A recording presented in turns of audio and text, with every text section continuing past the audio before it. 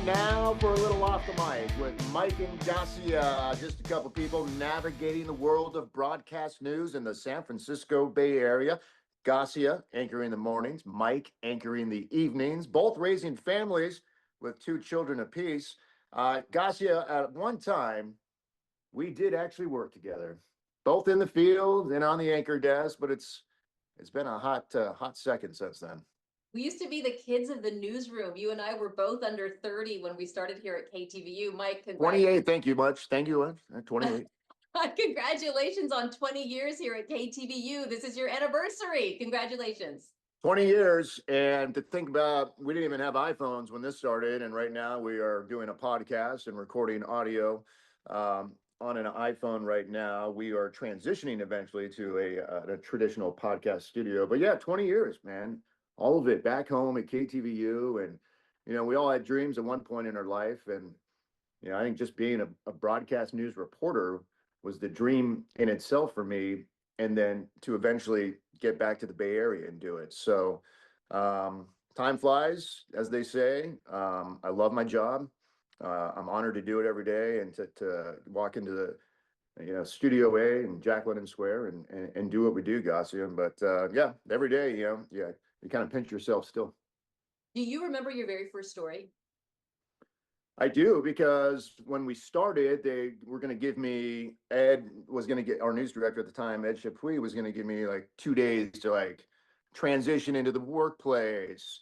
And then all of a sudden there was a homicide that happened that particular morning in San Francisco. And the assignment desk, Tony Bonilla, said, well, send the kid, Mike, he's here. Like, why is he shadowing anyone? Make him work, And sure enough, I jumped in the live truck. Ben Cruz was my photographer. He's since retired. And off we went. And yeah, I was on air for the 6 o'clock news that night. Dennis Richmond tossed to me, which was crazy to think that Dennis was talking to me in my ear through my IFB. And it wasn't a huge, it was a traditional, in and out piece. There was nothing too difficult about it to recover that day. But yeah, that was the first story. And Tony, from everything, he always called me Murder Mike, because I tended to he always would send me on homicide investigations for some reason, at least in those first 6 months, a year. And so that was kind of a nickname that he gave me that first year at KTVU. You'd been doing it for years by the time you got here, and we'll talk about your path in a second. But were you nervous that first day here?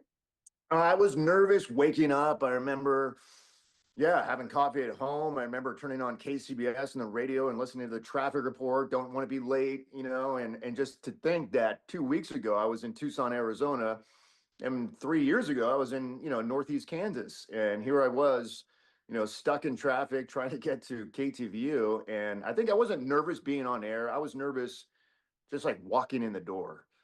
I guess it's like the kid in baseball who makes it to the show and he walks onto the big field on the diamond, and my God, I made it. It's like, I can't believe I'm here. So not a lot of nerves, but I think nerves getting into the door. But once an old assignment editor in Tucson told me, Gasia, same circus, different clowns, Mike. So that piece of advice is like, look, you're just doing what you've been doing. It's just on a little bit of a bigger stage. Yeah. So let's back up a little bit. I know you grew up here in the Bay. Take us on your path through journalism, sort of when you realized this is what you wanted to do. And also you've been to different states, and you even started not as a reporter, anchor, right? I did. And you grew up in the Bay Area. We should tell everyone that too. So we both grew up in the Bay Area, never crossed paths, although we did go to a Rolling Stones concert, one at the Oakland Coliseum. You were there, I were there, but we never saw each other. Right. Well, I shouldn't say that. Maybe we did see each other, but I think you probably had better. We didn't talk to each other. Yeah. No, that's not true. Actually, that's a great story for another podcast that day. That whole story. What was your question? My question was, how did you know that you wanted? Oh, how did I get here? Or how did I get here? How did you get here? So 1989, right? October, Loma Prieta, kind of put broadcast news on my radar. I was 8th grade, and I'm like, wow, look at these individuals, these men and women going to the scenes, going to the marina, reporting on the fire, the bridge, down in Santa Cruz. So that kind of opened the door to the idea of being a broadcast news reporter. I always wanted to be a pilot too. So I had to still have this idea of going to the military and being a fighter pilot. So those two paths kind of were with me into high school. The pilot path faded away.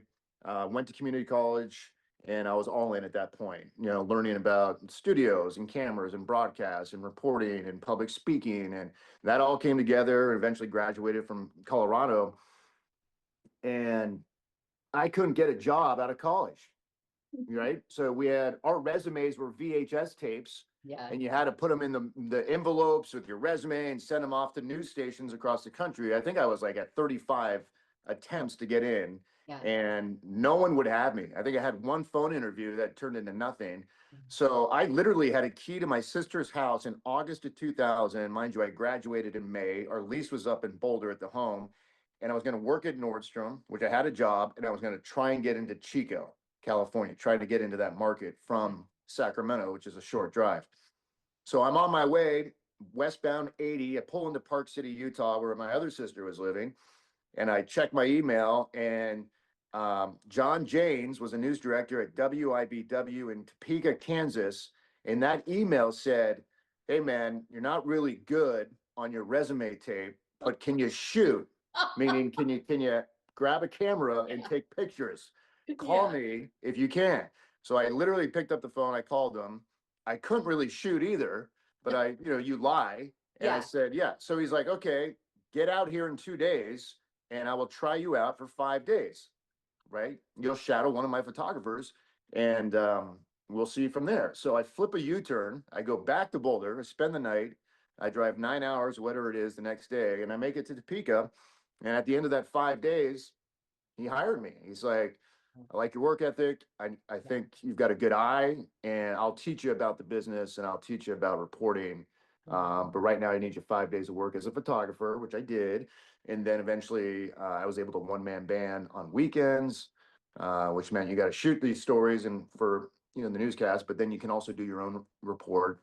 And that's kind of how it started. So How now, long was it from the time you were hired as a photographer to the time you became a full-time reporter in Kansas?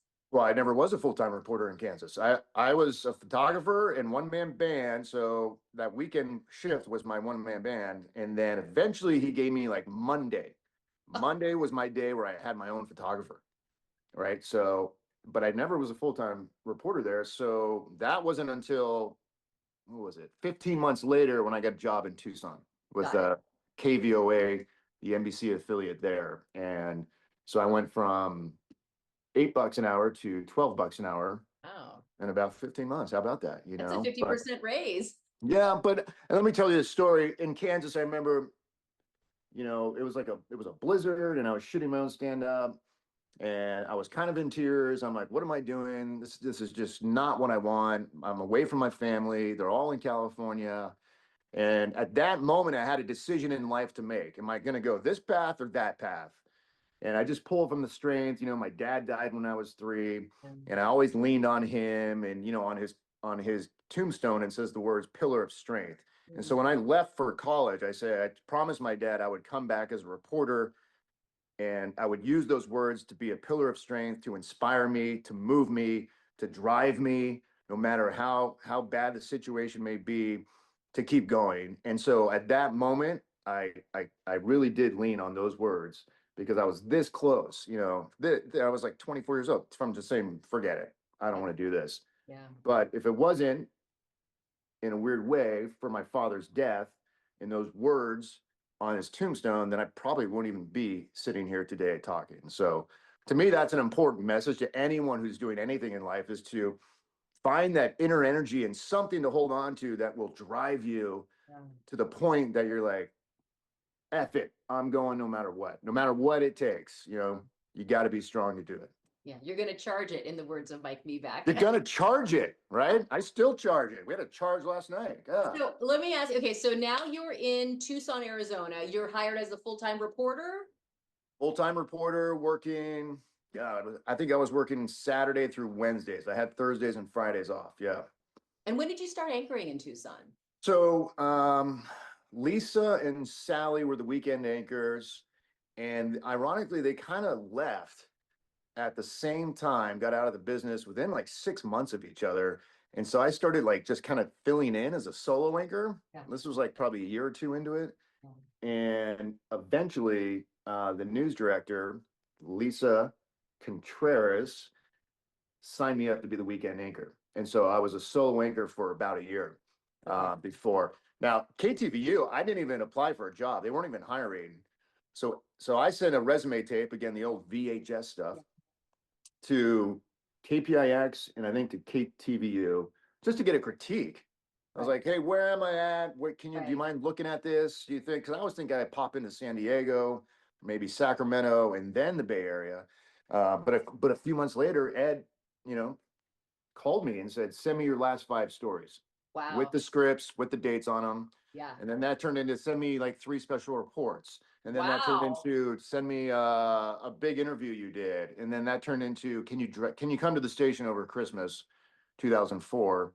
And I was in Sacramento at my sister's house and I drove down. Yeah. And yeah, he hired me a couple months later. And just to sort of explain the resume tapes that you and I and everyone who is doing this sent out, we would we would pick our best stuff, right? Because, you'd make this tape of like 8 minutes and you want it to be like pow, anchoring, pow, reporting, pow. A highlight reel. Yeah, like a sizzle reel, right? Like the best of the best. So when your future news director asked you, give me your last 5 stories with your scripts dated, he's saying, anybody can be great for 8 minutes, but I want to see if you're doing consistently good work. So he must have been impressed.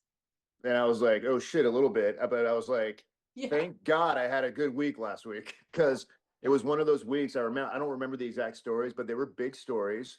I was usually the lead on them. And it was a variety of storytelling as well. So I remember I was saying, oh my God, thank God I had a good week. So when I sent them, I was confident in those 5 stories, but I was also like, what's going on here? Like, is he like looking at me or is this like more coaching? But I didn't want to ask him because that's I kind of embarrassed by that, because he's a big time news director in a big time market.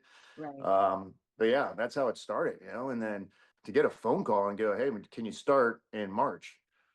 And I was ironically kind of out of my contract in Tucson, or the contract was up. And yeah, and I remember my news director in Tucson was very supportive and she's like, go get him. You deserve this. So yeah, 3.5 years there. So basically made it to the Bay Area in 5 years. Well, I mean, that's good timing, right? Yeah. Don't you think, in this business? Amazing. It's a lot faster than I could do. I mean, it's a lot faster than I did. So let me ask you, so you come here to KTVU, you have a good amount of reporting, you have some anchoring. You started as you were a full-time reporter here to start, right? This means like on the streets, 5 days a week, whatever's happening that day, you're sent to go cover it. That was it, yeah. In fact, Ed hired me to be a morning reporter for the morning show. And then at the last second, I think I was already wheels up from Arizona, driving here with the U-Haul and all that. And I got a note from him saying, hey, change of plans. Do you mind working a day shift? Yeah, I don't want to get up at 3 in the morning. Yeah, I'll work a day shift. Sign me up. Yeah. And so I worked, I was Wednesday through Sunday day for that first year. And then Mike Kelly, the executive producer of the 10 o'clock news at the time, was poking around with some of the dayside photographers and said, hey, what about this kid, Mike? Do you think he could do nights? Could he work for the 10 o'clock news as a reporter? And based on what they told me, they're like, yeah, he's a good guy. He understands the business. He understands what needs to be delivered. And so then after a year, that's when I started reporting for the 10 o'clock news at night. Yeah. You were a nightside reporter here for several years. That was switched to 2006. And then that took me to the weekend morning show that they decided to launch in 2011, I want to say. So I was reporting nights for like 5 years. And I threw my name in the hat for that. And yeah, was hired for that position with Claudine. Yeah. And so that was my first dabbling with anchoring at Channel 2, was the weekend morning show. Right. And then did that until they launched the 4 p.m. In 2014 or 15. Probably. And then, and then the 9 a.m. with you, which was an honor. And Sal, and then eventually slid me into the 8 o'clock hour too. So then I went to mornings, full time. So it kind of bounced around, but that's what we do, right? And it just makes you better, makes you a better reporter, makes you a better anchor. I feel like when you have done it all. Right. When I say all, I mean the shifts. Like And you know what I'm talking about. I mean, you worked the day shift when you started there. You worked nights, you anchored nights, and now you're the rock star in the morning. Well, So and I should say that, and we got to tip our cap. And I want you to respond to this about Ed.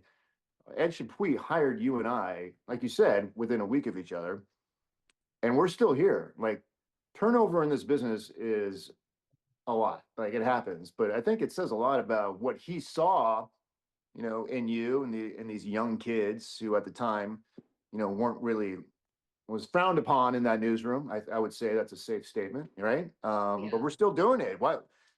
I mean, do you still talk to Ed? I mean, I do. we should have him on. He should be one of our guests coming up You here. know what? You have a good idea. Thank you. I'm filled with them. It's funny, like Mike, when you and I got here, most of the newsroom was hired or at least had worked under the previous longtime beloved news director, Fred Zender. I think a lot of our viewers may have heard his name. And a lot of them were still loyal to the news director who hired them, even though he wasn't working here anymore. And so I sort of felt, and tell me if you had this feeling, you get here, you're excited, you're grateful, and to work among some people who aren't here in the newsroom anymore, but they were kind of like, oh, that's just that boss, he's the new boss, that's not the real boss. And I just felt so tied and grateful to Ed for hiring me, later for promoting me. And so it was sort of like there was a little bit of a division in the newsroom. Do you remember that? Yeah, I remember the division. Yeah, there were tense times. Yeah. You know, TV's so glamorous, right? People watch it at home, but what you don't know what's really in that box or screen, these thin screens now, and what it takes to get the product. But yeah, there was super a lot of tension in there, and a lot of the time, I just had to, you put the blinders on, you focus, and you just do your gig and be yourself. If you be yourself and you have the confidence in yourself, you'll be okay, right? Yeah. In anything you do. Yeah. Yeah, I it mean, took a while for me to kind of get that confidence up. I joke that my mantra, my first, 5, 6 years here was like, don't screw it up. And I really looked to those older, more experienced producers. You mentioned our executive producer, Mike Kelly, the people who'd been here doing it in many cases for decades. And I was like, I can't screw up what they've built. And so now I find myself in the position of being one of those who's been here, a couple days short of decades, and to have people, and I know that they do this to you, Mike, because they tell me how great you are, to have people come to me and say, hey, I did this, what do you think about that? Or, hey, I want to do this, how would you attack it?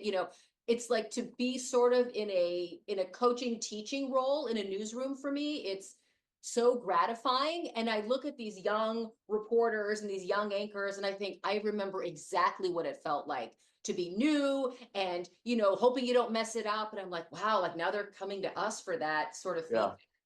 yeah. Let's honor those reporters in the newsroom right now who were there when we started. And I'll go with the name, then you go. So I'll start with Bob McKenzie. Oh yeah. Give me another one. Well, can they still be here? Because Sure. I mean, like, I love Amber Lee. Can I tell you, Amber Lee The puts her best. whole heart in every story she does, and you know that you have her on the 10 o'clock news. So Yeah. Amber Lee, hands down. You Amber Lee. Uh, Rita Williams. mm, another good one. John Fowler. Randy Shandeville. Randy Shanaville. Rob Roth. Yeah, Rob Roth. Bureau Chief, San Francisco. Remember Jim Vargas? Jim Vargas, Mr. Sausalito. Someone said for Jim's going away party, someone said that he knows things that Google doesn't know, I bet. which at the That's a time good was line. like the highest praise. That is a good line. Yeah. Lloyd LaQuesta. A legend. Yeah. Yeah. Speaking of people still working, Tommy Vakar.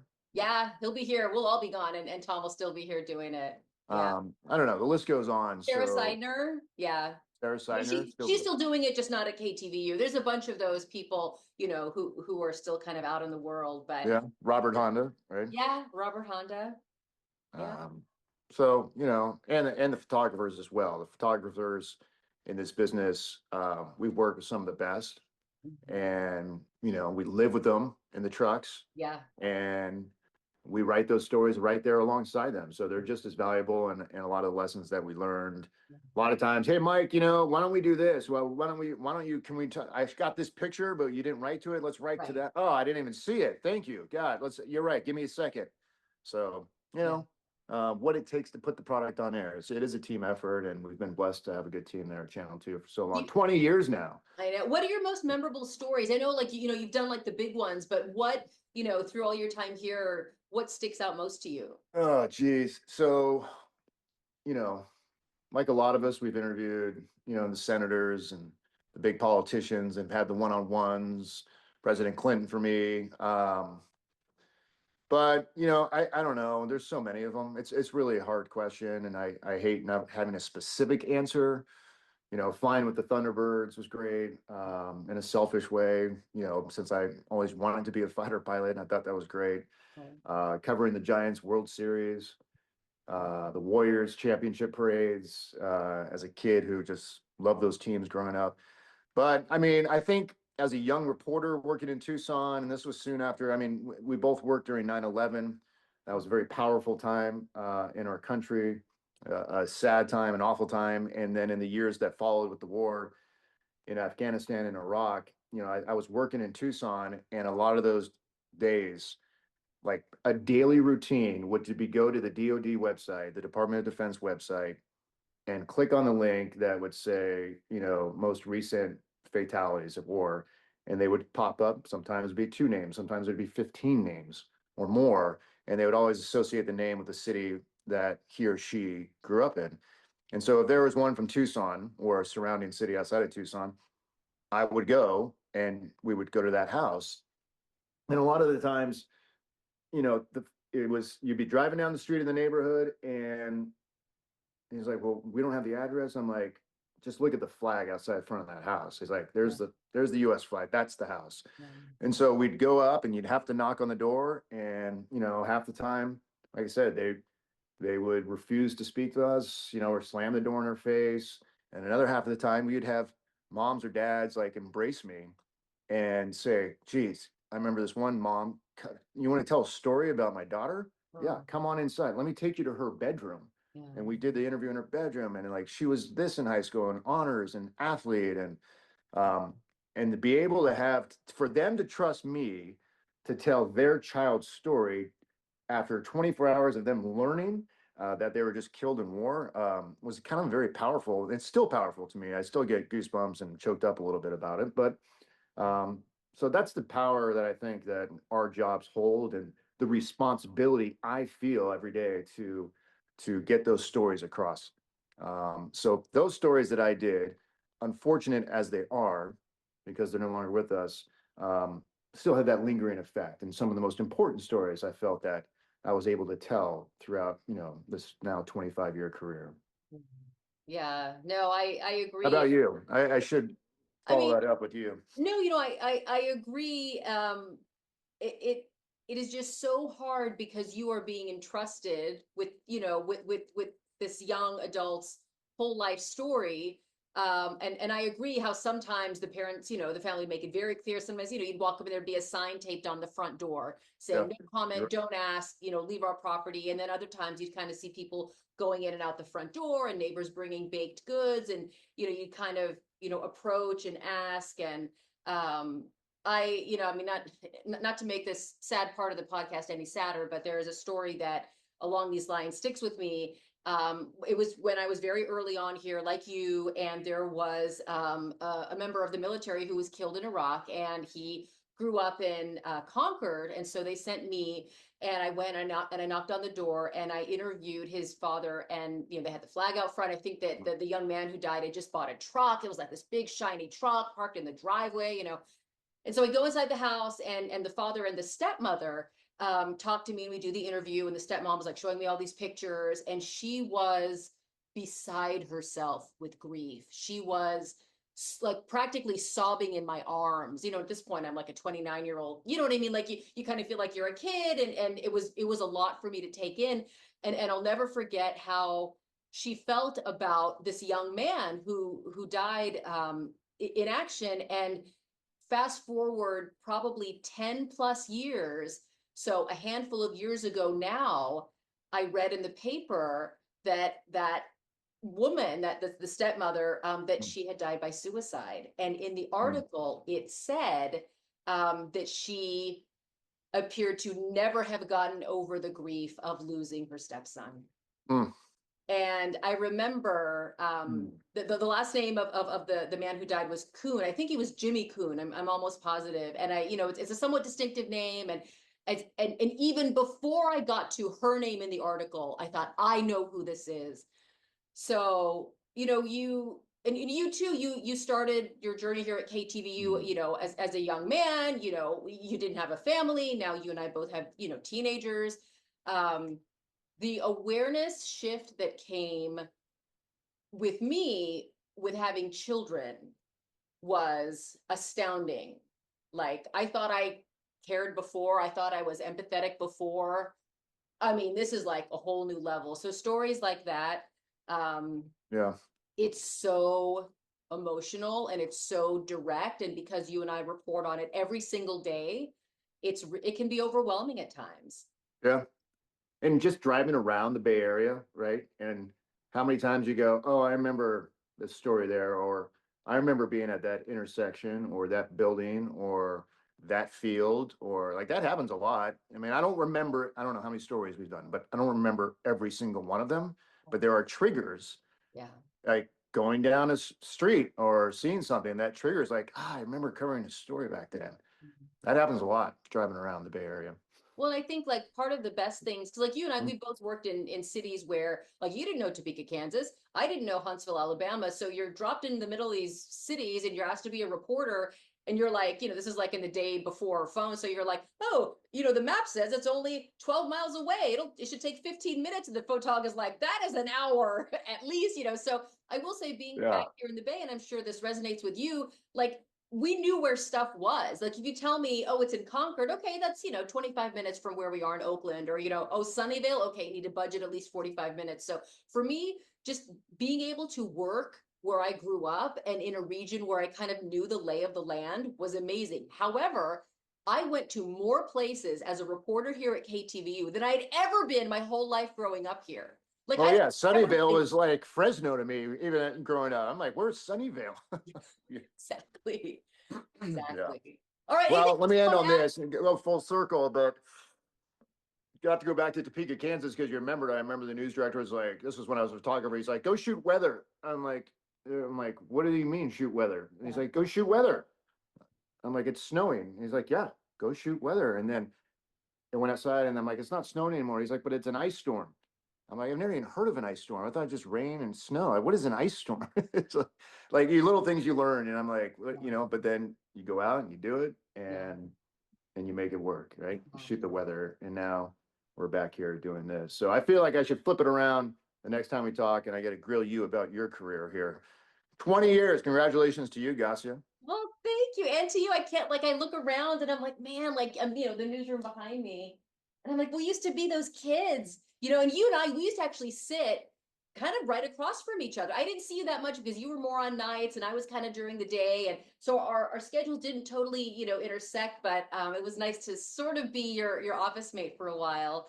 And I cherish the time we were able to work together on Mornings on 2. And I love that I get to see you every week through this. Hey, cheers to another, 15 more years? How many we got? Yeah, I don't know if we should shoot for another 20, but let's say 15. Let's do that. Good times, Gasia, good times. And as my good friend Jerry would often sing, sometimes you get shown the light in the strangest of places if you look at it right. We'll see you around.